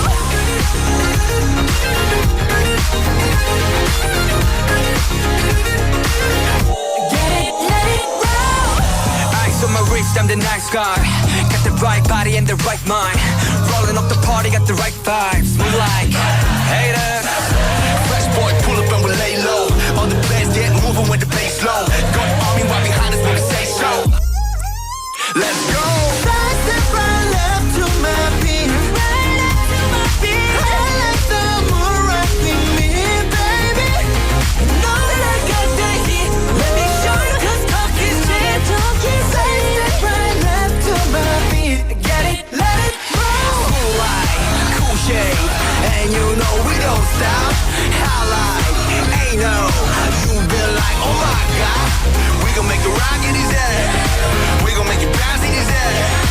Hotter, sweeter, cooler, butter. Get it, let it roll.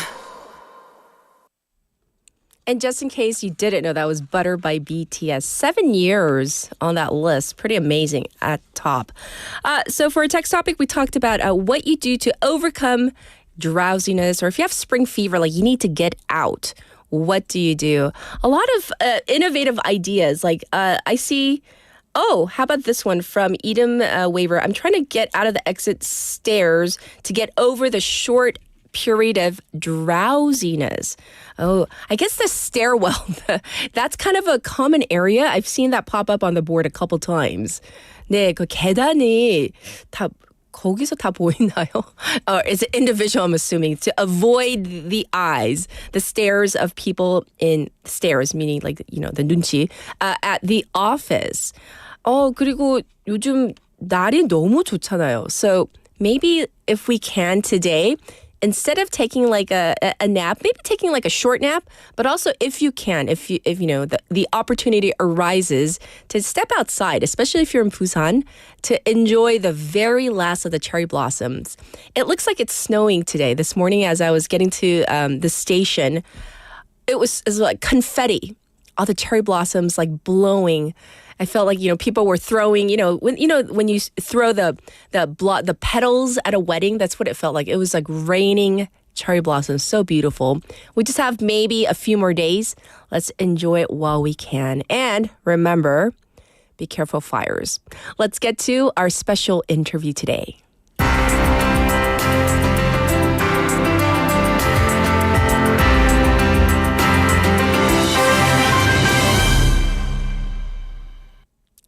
Today, we're going to talk about something that many of us are probably not that familiar with. It's called DAC, Direct Air Capture, 직접 공기 포집. And this is a high-tech method that pulls carbon dioxide straight from the atmosphere.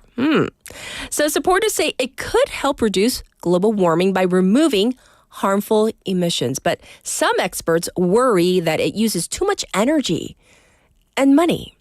As climate change becomes very much an urgent issue, many are asking, is DAC the right solution, or is it not just up to par? Let's delve deeper into this very issue. We have invited Mark Jacobson, who's a professor of civil and environmental engineering and director of the Atmosphere Energy Program at Stanford University. Also, the author of a book titled No Miracles Needed, How Today's Technology Can Save Our Climate and Clean Our Air. Welcome to the program, Professor. Yeah, thanks for having me on. Absolutely. So for people who are new to this topic, and that's pretty much all of us, me included, what exactly is direct air capture or DAC technology? How does it work? And if you can kind of break it down in layman's terms, we would appreciate it. Well, we've had direct air capture for a long time, what we call natural direct air capture for billions of years, really hundreds of millions of years. And they're called trees. Trees take carbon dioxide out of the air, and they take water vapor out of the air, and they convert that carbon dioxide and water into oxygen and plant material or tree material. But the nice thing about trees is they do not require external energy sources, and they do not require equipment, and they do not require pipelines. Synthetic direct air capture, which is what you're referring to, is when humans design equipment to try to take CO2, carbon dioxide, out of the air. The problem is that it always requires a huge amount of energy. It requires equipment. And once you capture that CO2, you need pipelines usually to pipe it somewhere. And over 82% of all carbon dioxide that has been captured to date is used to dig more oil out of the ground. And that process itself releases about 50 to 120% of the CO2 that's captured back to the air. So it has no benefit. I see. So you already alluded to it, Professor. So in your opinion, is it too costly? Is it going against what we're trying to achieve? Is it just too costly? And the energy usage to be using the synthetic DAC, in your opinion? Well, I'll even argue further that it actually increases carbon dioxide in the air. And it increases air pollution, it increases fossil fuel mining, fossil fuel infrastructure, it increases energy costs, it increases energy requirements, it increases health costs, it increases total climate costs and what are called social costs. It's just there's no benefit whatsoever to synthetic direct air capture. And the reason is simple. Even if you just look at the equipment, you can get some reduction of carbon dioxide at where the machines are that are taking the CO2 out of the air. Sure. It's not a lot, but you can get some. But the problem is you need a lot of energy. And where does that energy come from? In the best case, you're using renewable energy to run the equipment. And when you add, just to put it in perspective of how much energy you need, if you put what's called carbon capture, which is a little different than direct air capture. Direct air capture, when you take carbon dioxide out of the air. Carbon capture is when you add equipment to a smokestack, for example, from a coal plant. Well, when you add carbon capture to a coal plant, the energy required is about 1/4 of all the energy output from the coal plant. So you need to either increase the output you need 25% more coal, which results in 25% more air pollution, more mining, and carbon dioxide coming from all that coal. But when you do direct air capture, it needs 3 times the energy to get the same amount of carbon as when you add the carbon capture equipment to a coal plant. So it's just an enormous amount of energy. Yes. And even if in the best case, let's say it's renewable energy, let's say you're using wind or solar, and take that same wind or solar and eliminate far more carbon dioxide just by replacing a fossil fuel or bioenergy source of carbon and pollution. But the difference is when you actually use renewables to replace a fossil source, you not only reduce more carbon dioxide than direct air capture, you eliminate the air pollution from the combustion, you eliminate the mining of the fuel, the mining of the coal or gas or agricultural product, the biomass. You eliminate you don't need pipelines. So you save money on pipelines. You don't need carbon capture equipment. And the cost is so much greater. And the cost is so much lower when you use renewable energy to replace a fossil source than to run direct air capture equipment. I see. So it's always, since we have so little time to transition the world to renewable energy to solve air pollution, climate, and energy security problems, every dollar or any currency that we're spending on direct air capture and its energy and not using that to replace a fossil source, we're actually increasing air pollution, increasing carbon dioxide, increasing costs for everybody. So there's no benefit whatsoever. Wow. So let me ask you this, Professor, then. If that's the case, if it seems so clear-cut the way you explained it and I fully understood, why are some governments and companies investing in this then? Because the fossil fuel industry has been promoting it and misleading governments, misleading them into just looking at the equipment, saying, okay, at the equipment, yeah, we see a decrease of CO2. But when you look at the whole system, you find an increase of CO2. But because direct air capture, if fossil fuel companies can get governments to subsidize direct air capture, they can use that as an excuse not to stop fossil fuel use. I see. Because they're saying they're taking out as much CO2 from the air as they're putting in with their fossil fuel combustion. So they say, let us keep running our fossil fuel plants. And the governments are not exactly the smartest groups in the world always, and they just listen to what the fossil fuel industry says. Right. But in fact, if you look at the whole system, they're increasing CO2 and air pollution, so they're causing more deaths and illnesses from air pollution due to carbon capture and direct air capture, and they're increasing costs. It's just an additional cost to fossil fuels. So it's like a tax on fossil fuels. And who pays the highest fraction of their income for energy? Yes. Low-income people. So it's really a tax on low-income people, direct air capture and carbon capture. And so the fossil fuel companies are saddling consumers with high costs for decades to come with this technology. Well, then, that leads us to our next question. What are the alternatives? What do you suggest? What would work, whether it be for governments or countries like South Korea? What can we focus on then? Well, it's pretty straightforward. We electrify everything and provide the electricity with clean renewable energy, namely wind, solar, geothermal, hydroelectric power. We've developed a plan for South Korea to go to 100% renewable energy across all energy sectors. That's electricity, transportation, buildings, and industry. So South Korea can do it. They can power the entire country without relying on other countries for energy, for fuels across. You don't need oils to be transported across the ocean or any other type of fuel with just clean renewable energy involving offshore wind, onshore wind, solar photovoltaics on rooftops and in power plants, some geothermal electricity. Now there's enhanced geothermal. That's a new technology that's available pretty much anywhere. You can dig deep down into the earth and get heat that can be converted to electricity. So it's not rocket science. There's solutions. I mean, California, maybe the fifth largest economy in the world, it's been 100% renewables this year on the electric power grid for 64 out of 96 days, over two-thirds of the year so far.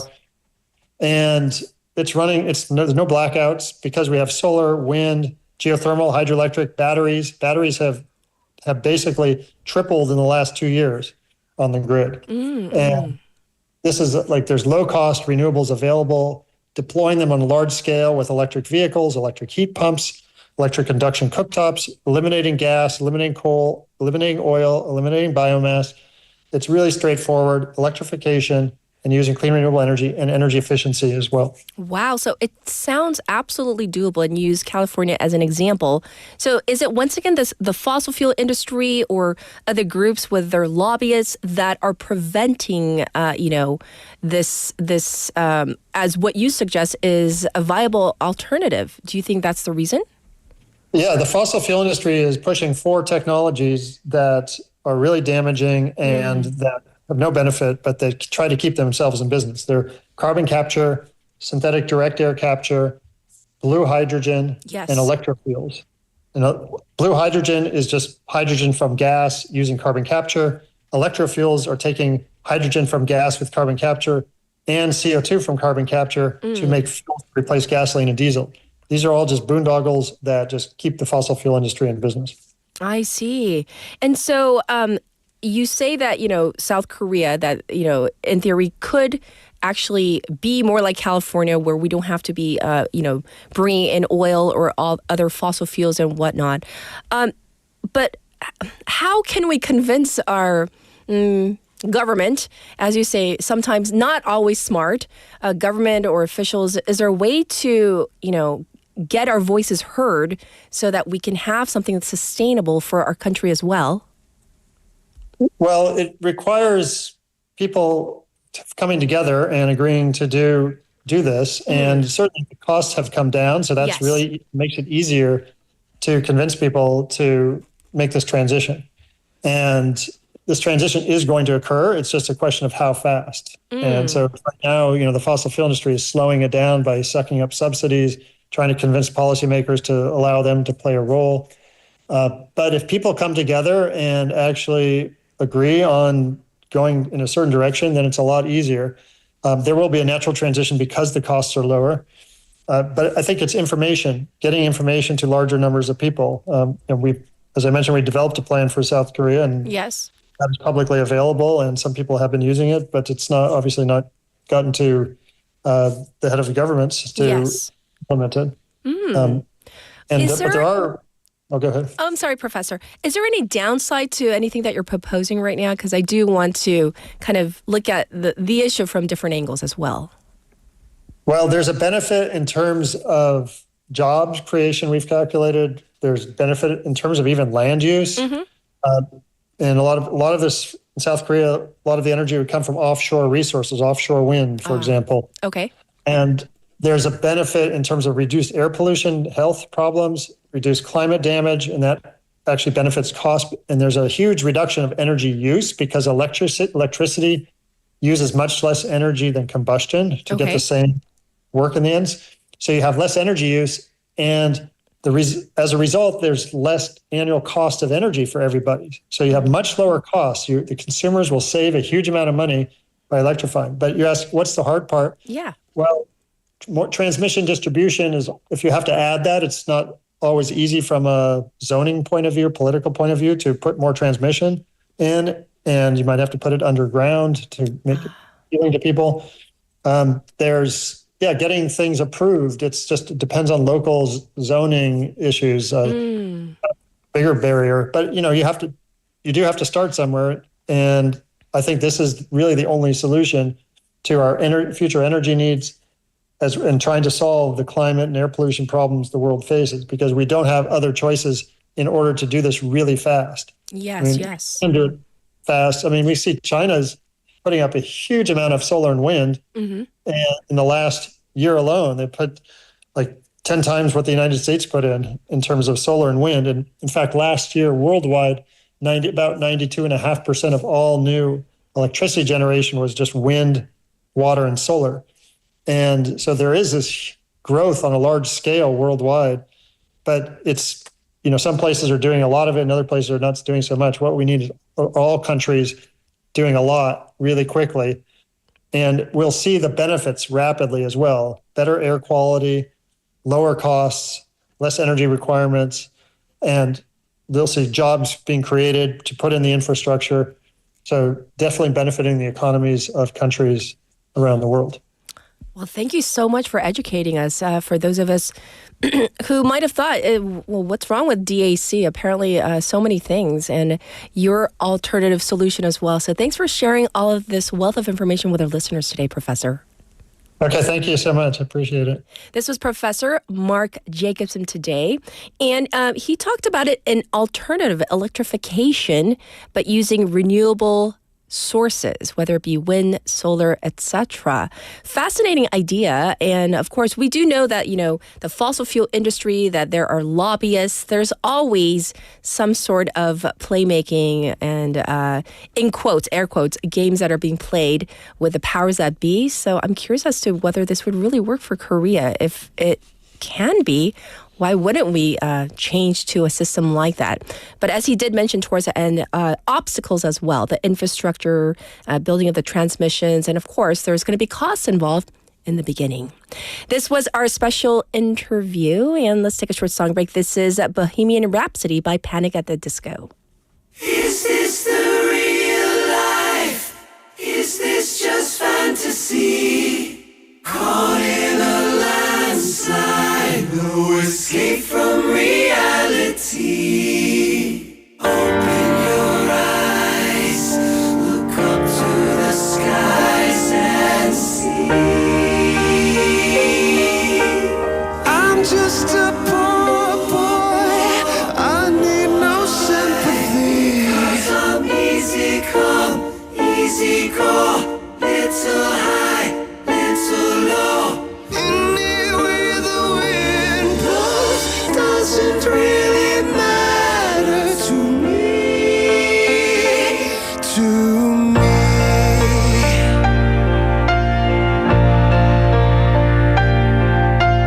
Mama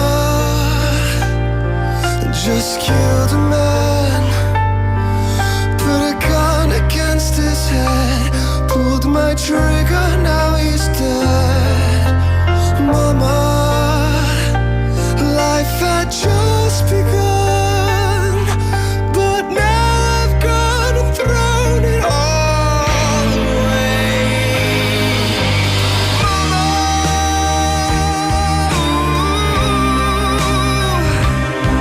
I didn't mean to make you cry. If I'm not back again this time tomorrow, carry on, as if nothing really matters.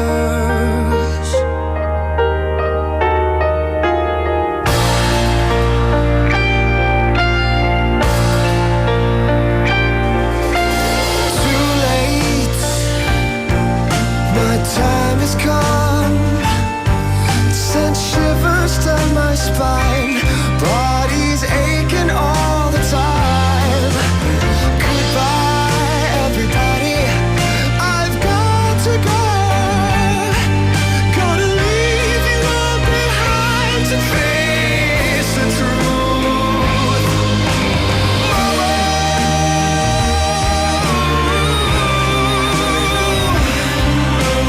I don't wanna die.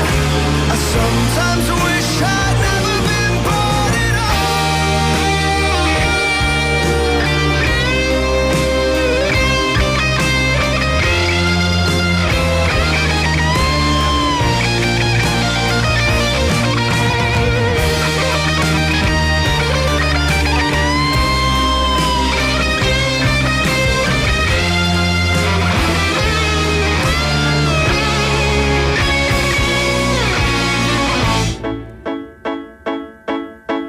I see a little silhouette of a man. Scaramouche, will you do the fandango? Thunderbolt and lightning, very, very frightening me. Galileo, Galileo, Magnifico! I'm just a poor boy, nobody loves me. He's just a poor boy from a poor family, sparing his life from this monstrosity. Easy come, easy go, will you let me go? Bismillah, no, we will not let you go. Let him go.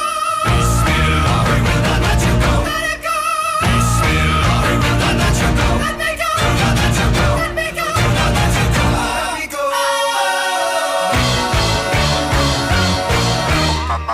mamma mia. Mamma mia, let me go.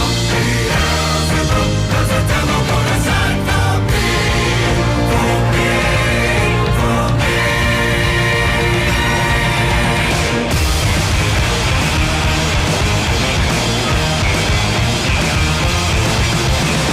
So you think you can stone me and spit in my eye?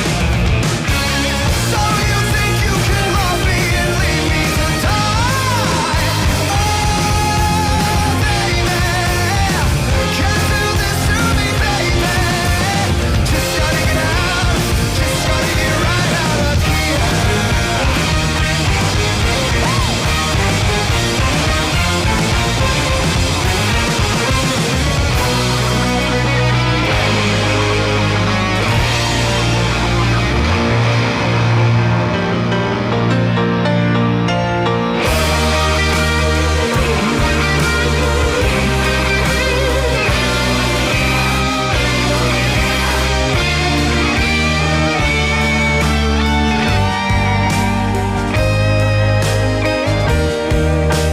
Nothing really matters.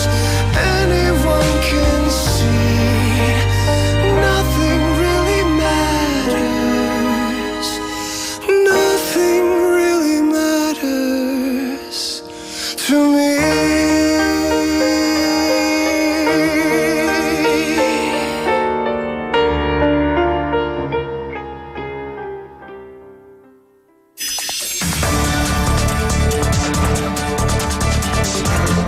Get your local up-to-date news from Korea and abroad right here on Morning Wave in Busan with Catherine. Stay tuned.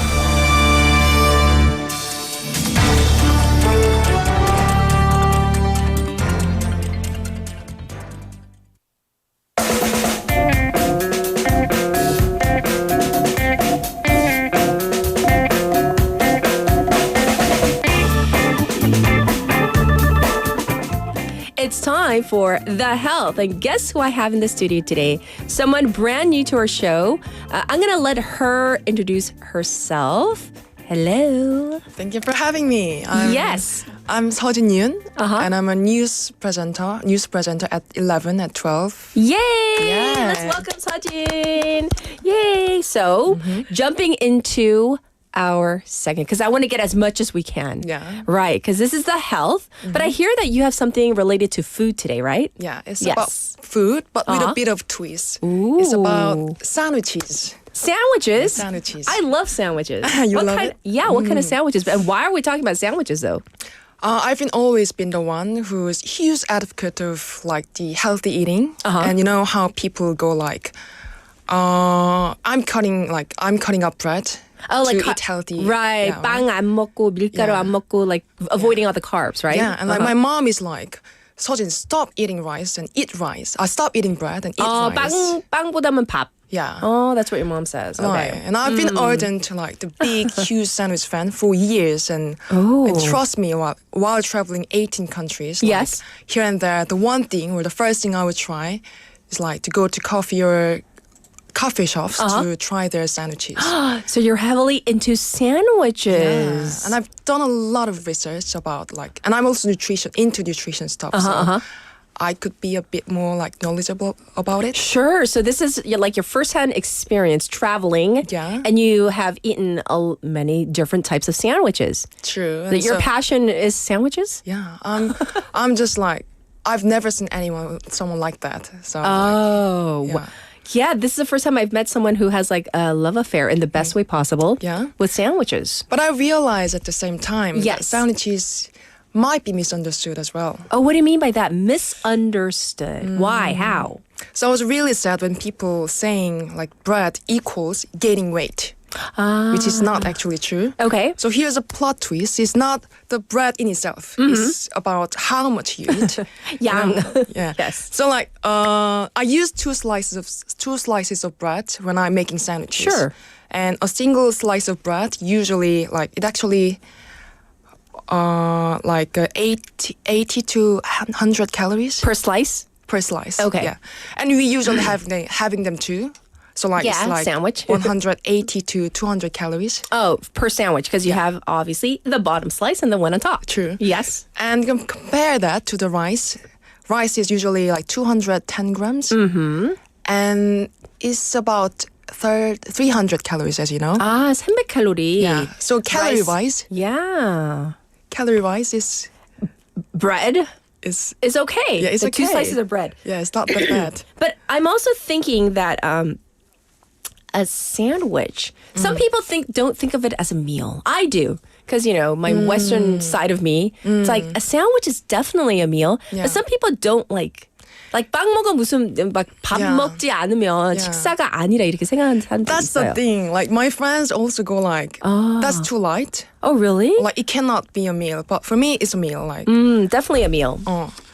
Yes. So, in terms of the whole sandwich issue, what do you want to share with us? Because today it's all about you. What do you want to share with us in terms of sandwiches? I mean, sandwiches can be really hearty. Okay. I mean, the stuffed chicken sandwiches with this is amazing with chunky tomatoes and vegetables. For me, it's more like a hearty lunch than the light meals. Do we have a photo? Yeah. Ooh. It's like the chicken curry sandwiches. Ooh, And can you see how massive the sandwiches are? Like Right, they're massive, and then like between the 2 slices of bread, there's a lot going on there. Right. 충분히 배부르고, yeah. and you feel like satiated, full, and like happy about it's it, like right? satisfying and slap a meal. Oh, okay. But some people might think this. There's a perception that like store-bought sandwiches are not really healthy. Like if you don't go to like a deli or like a sandwich shop, that it might not be healthy. Some people think that. That's such a good question, actually. And those from the store are more likely to high in fat and sodium. Okay. And I remember reading something like on a BBC Good Food. Okay. And apparently store-bought sandwiches can be loaded with fatty cheese or like heavy dressings. Yes. Or a lot of sodium in it. Right. The dressing is what kills you. Right. Even for a salad. Everybody goes for the salad, right? Yeah. And then they drizzle on all that dressing and it makes it just so unhealthy. Right. Why not just eat, another meal? Right. So I also remember Bonnie talking about sourdough bread. So do you have any information on that? Sourdough? Or anything related to, different types of bread? I think we can also like use sourdough and adding to that to make it even healthier. We can use whole grain bread. Yeah. So like one of the amazing things about sandwiches is how flexible they are. Yes, that's true. So you can like build them the way you like and like add what you love and subtract what you don't like. That's true. That's true. So it's kind of like if you make the right choices in building your sandwich, it could definitely be like hearty, meaning filling for you, and also really healthy if you build it correctly, right? Right. This is interesting because this is a good thing about it.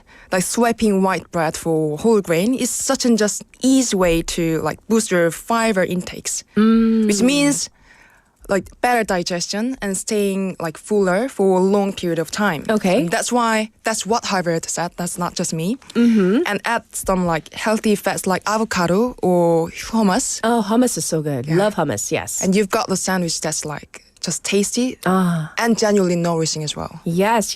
So your take is this. Sandwiches can actually be a part of a healthy diet.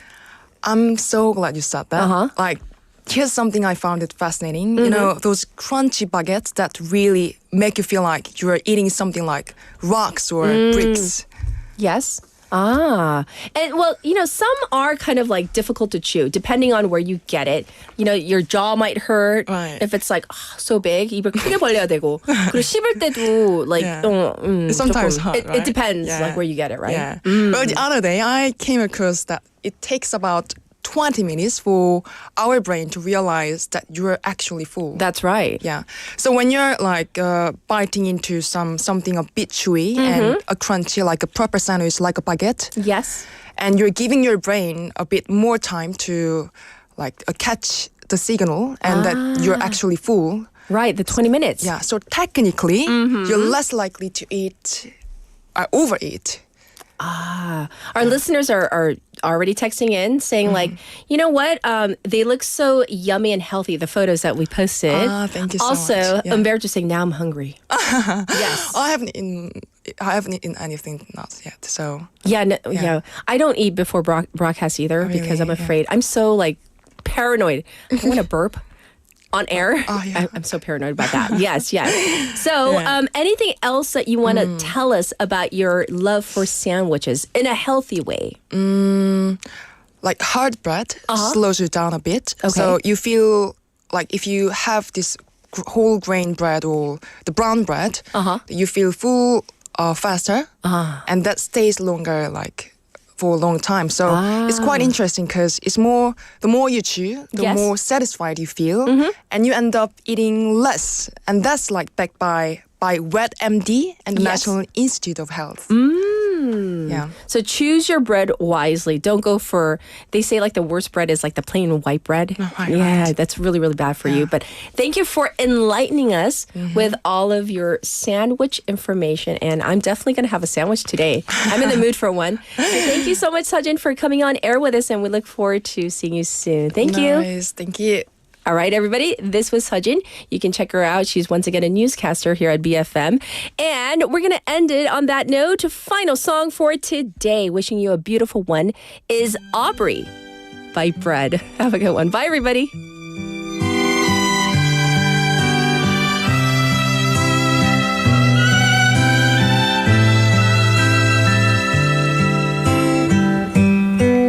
And Aubrey was her name, a not so very ordinary girl or name, but who's to blame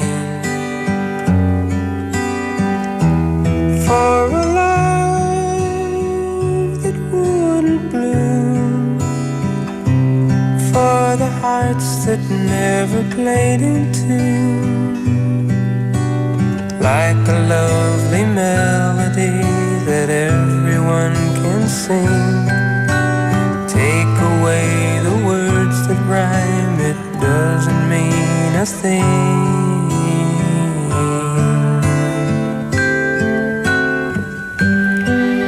And Aubrey was her name. We tripped the light and danced together to the moon. But where was June? No, it never came around.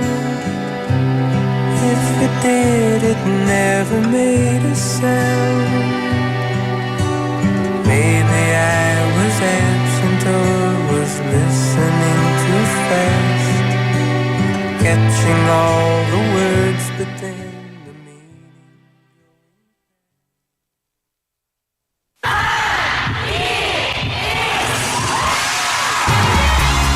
부산의 축제, 어디까지 즐겨보셨나요? 과거와 현재, 미래가 공존하는 항구도시 부산.